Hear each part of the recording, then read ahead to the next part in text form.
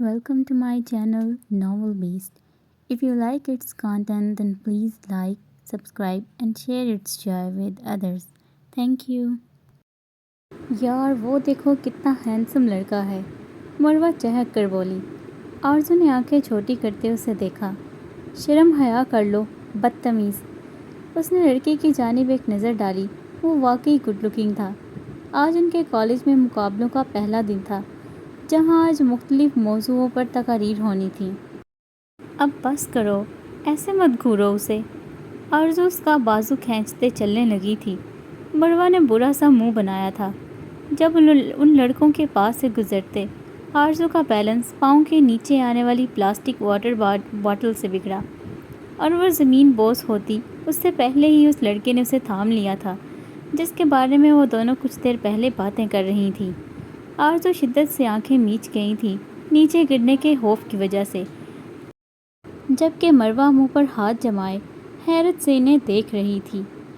कई स्टूडेंट्स भी हैरत से उन्हें इस अंदाज में देखने लगे और फिर दबी दबी हंसी उनके चेहरों पर उभरी। आप ठीक हैं? उस लड़के ने आरज़ू को सीधा करते उसके कंधों पर हाथ रखते इस्तफसार किया था। आरज़ू ने आंखें खोले तेज़ होती धड़कन के साथ उसे देखा। जी, वो पहली बार लड़खड़ा गई थी, शायद इतने लोगों की खुद पर जमी नज़रों के बायस या ज़मीन पर गिर जाने के डर से। लड़के ने मुस्कुरा कर उसे देखा। ध्यान से मिस। वो थोड़ा आगे झुकते बोला। आरज़ू लब बीच गई। अब वहाँ से कई स्टूडेंट्स जा चुके थे। मरवा हंसी दबाते उसे वहाँ से ले गई, जबकि पीछे उस लड़के ने मायनी है इस नज़रों से आरज़ू की पुश्त को देखा था। काम हो गया? वो लड़का अपने ग्रुप के दूसरे लड़कों के पास जाते बोला, जिन्होंने इस बात में सर हिलाया था। गुड, अब आएगा मज़ा। वो चार लड़के हंसे और वहाँ से चले गए। मरवा ने आरज़ू की बाजू को छुआ था।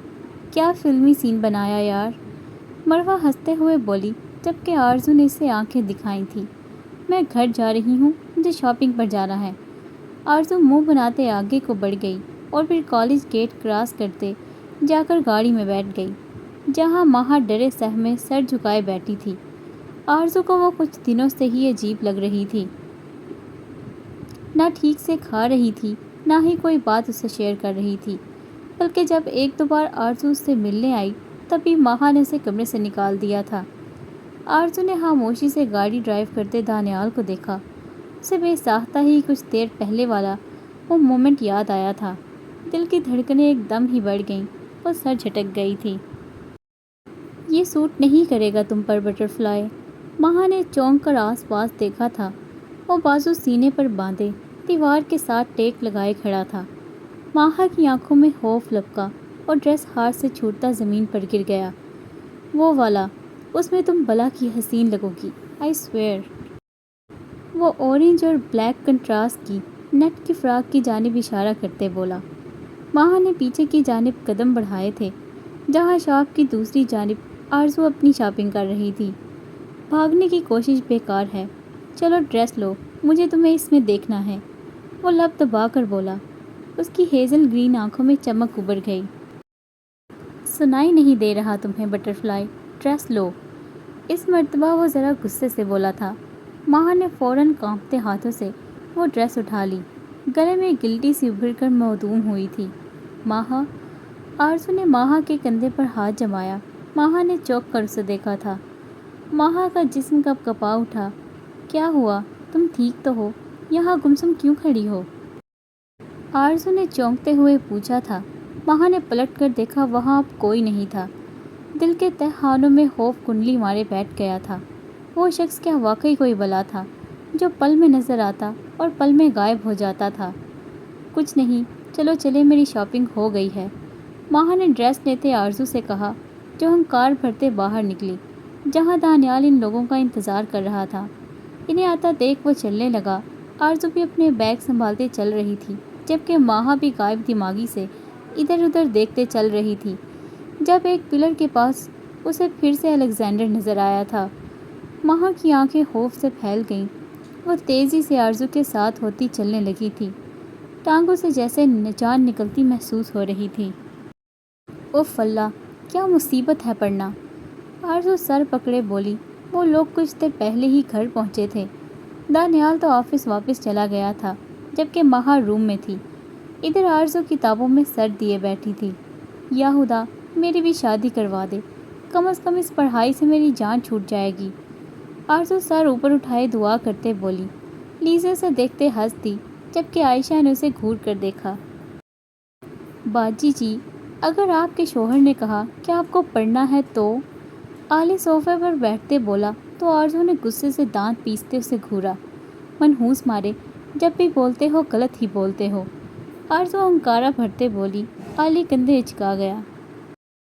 آپ کو شادی کرنی ہے؟ آغا جی کی آواز پر آرزو نے زبان دانتوں تلے دبا کر پیچھے کی جانب دیکھا۔ وہاں بیٹھے کئی لوگوں کے چہرے پر سایہ سا لہرایا، شاید اگلے لمحے کا سوچ کر۔ رخسار بیگم، نور بیگم، صفیہ بیگم اور سفیر صاحب بھی وہاں چلے آئے تھے۔ نہیں وہ آغا جان، میں تو بس… آرزو کتاب ٹیبل پر ہی رکھتے خود اٹھتے شرمندگی سے بولی۔ آغا جان نے اسے ہاتھ کے اشارے سے اپنے پاس بلایا۔ وہ سر جھکائے چلتے ان کے پاس صوفے پر ٹک گئی۔ ویسے میں یہی بتانے آیا ہوں، میں نے تمہاری شادی طے کر دی ہے، تمہارا انٹر کلیئر کرنے کے بعد۔ آغا جی اس کے سر پر ہاتھ رکھتے بولے۔ آرزو کا دل تیزی سے دھڑکا تھا جبکہ باقی سب خاموشی سے اسے دیکھ رہے تھے۔ جاننا چاہو گی کس کے ساتھ؟ آغا جی پھر سے گویا ہوئے۔ آرزو نے نظر اٹھا کر انہیں دیکھا۔ دانیال کے ساتھ۔ آغا جی مسکرا کر بولے۔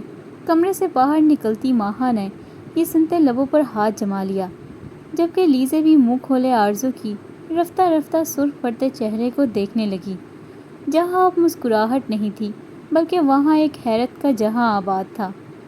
دانیال؟ حیرت کی انتہا کو پہنچتے اس کے لبوں سے آزاد ہوا، وہ لب بیچ گئی۔ ہاں دانیال، ہم سب کا یہی فیصلہ ہے۔ آغا جی آرزو کے سرخ پڑتے چہرے کو دیکھے بغیر پھر سے بولے۔ آرزو خان یکدم اٹھ کھڑی ہوئی۔ رخسار بیگم نے پریشانی سے بیٹی کو دیکھا اور یہی حال باقی سب کا بھی تھا۔ آغا جان، مجھے آپ کے ہر فیصلے کی عزت ہے، لیکن یہ نہیں، میں دانیال سے شادی نہیں کرنا چاہتی۔ اگر آپ میری شادی کسی راہ چلتے فقیر سے بھی طے کر دیتے تو میں کر لیتی، لیکن دانیال سفیر خان ہرگز نہیں۔ وہ لب پیچھے بولی۔ اس کا چہرہ ضبط کرنے کے باوجود سرخ پڑ رہا تھا۔ اس کی بات سنتے آغا جی نے تیوری چڑھائی۔ کیوں؟ آخر کیا مسئلہ ہے دانیال میں؟ اور دوسری بات، لڑکیاں یوں منہ اٹھا کر اپنی شادی کے بارے میں نہیں بولتیں۔ آغا جی صوفے سے اٹھتے روبدار لہجے میں بولے تو آرزو ضبط سے سر جھکا گئی۔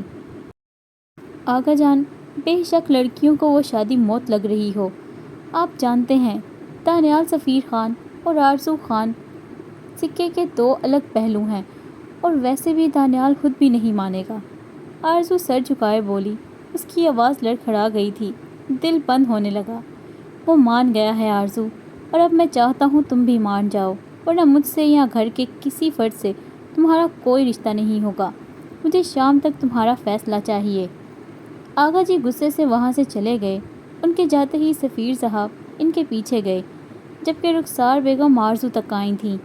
کیا خرابی ہے دانیال میں آرزو؟ اور کس طرح تم زبان درازی کر رہی تھی آغا جان کے سامنے؟ رخسار بیگم اس کے کندھے جکڑے اس کا رخ اپنی جانب کرتی سختی سے بولی۔ مما، کیا یہ کافی نہیں ہے کہ آرزو خان دانیال خان کو پسند نہیں کرتی؟ زہر لگتا ہے وہ مجھے۔ وہ نظریں اوپر اٹھاتے بولی۔ اس کی آنکھیں سرخ ہو رہی تھیں جن میں نمکین پانی تیر رہا تھا۔ وہ آنکھیں رگڑتی باہر نکلی تھی۔ وہ کالج یونیفارم میں ہی نکل گئی، بغیر شال لیے۔ ٹیسٹ یاد کرنے کے چکر میں اس نے چینج بھی نہیں کیا تھا، اور اب اس کے گلے میں بس ایک پٹی تھی۔ رخسار بیگم نے یاسیت سے اس کی پشت کو گھورا۔ خان بابا، دانیال کے آفس چلیں، وہ آنسو ضبط کرتے بولی۔ خان بابا سر جھکاتے گاڑی میں بیٹھ گئے۔ پھر سارے راستے آرزو نے خود کو مضبوط بنانے کے جتن کیے تھے۔ نہ ہی اب اس کی آنکھوں میں آنسو تھے اور نہ ہی وہ انہیں لانا چاہتی تھی۔ آپ کی ہمت کیسے ہوئی اس رشتے پر حامی بھرنے کی؟ مٹھیاں بیچے وہ میٹنگ روم کے دروازے کو ترام سے کھولتے اندر داخل ہوتے بغیر کسی لحاظ کے چیخی تھی۔ میٹنگ روم میں بیٹھے چار افراد نے اجنبی سے اس لڑکی کو دیکھا جبکہ دانیال سفیر خان کا چہرہ دھواں دھواں ہوا تھا۔ آرزو باہر جاؤ۔ وہ باقی سب کے چہروں پر دبی دبی ہنسی دیکھتے مشکل غصہ قابو کرتے بولا، ورنہ ابھی آرزو خان اس کے ہاتھوں سے ضائع ہو جاتی۔ کیوں باہر جاؤں میں؟ مجھے بتائیں کس کی مرضی سے آپ نے رشتے پر حامی بھری ہے؟ مجھے آپ سے شادی کرنی نہیں، سمجھے آپ؟ وہ بغیر لحاظ کیے اس کے قریب جاتے بولی۔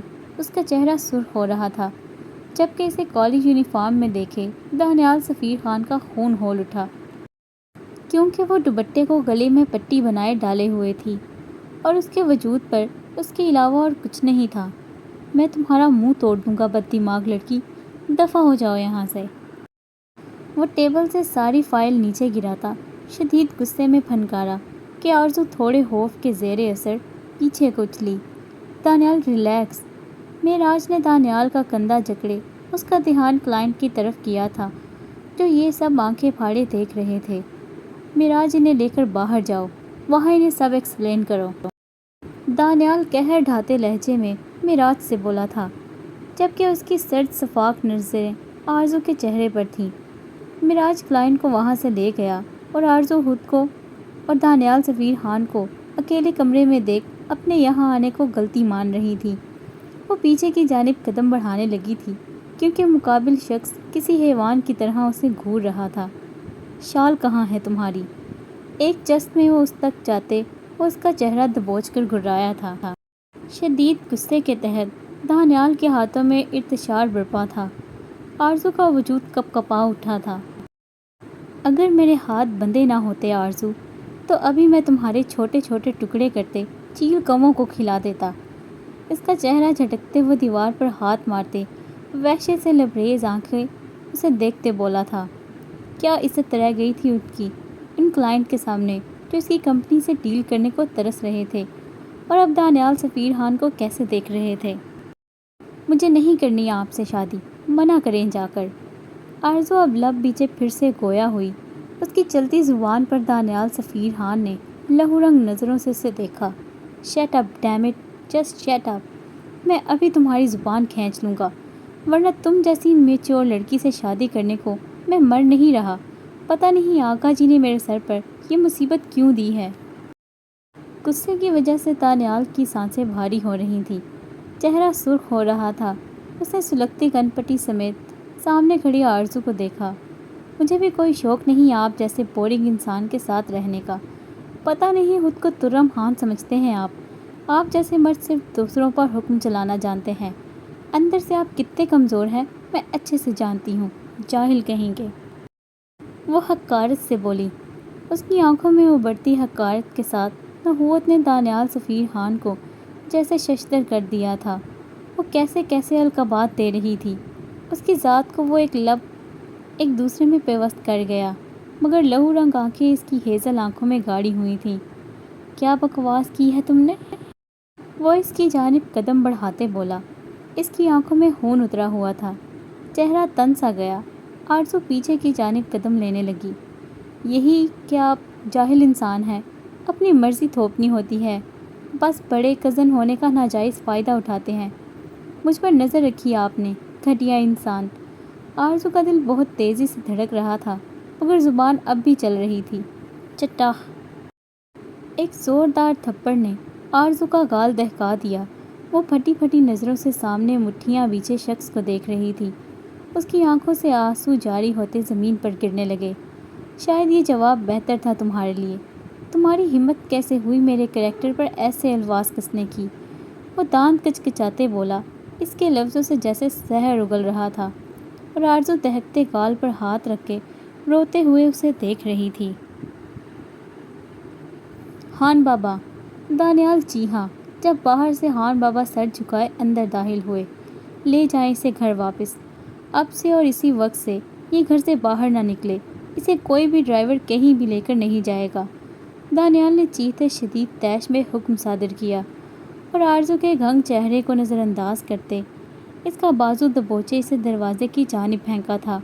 خان بابا آرزو کو وہاں سے لے گئے اور پیچھے دانیال نے پورے میٹنگ روم کا ستیہ ناش کرتے ہر چیز زمین پر پٹک ڈالی تھی۔